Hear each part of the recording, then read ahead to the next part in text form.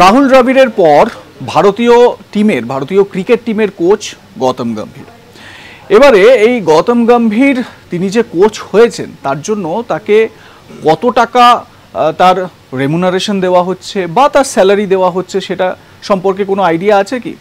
এবারে এক এক করে সেই সম্পর্কে বলি। তার বাৎসরিক যে স্যালারি সেটা হচ্ছে 12 কোটি টাকা, মানে দলের হেড কোচ হিসেবে তিনি কাজ করবেন, তার জন্য 12 কোটি টাকা বাৎসরিক তাকে স্যালারি দেওয়া হবে।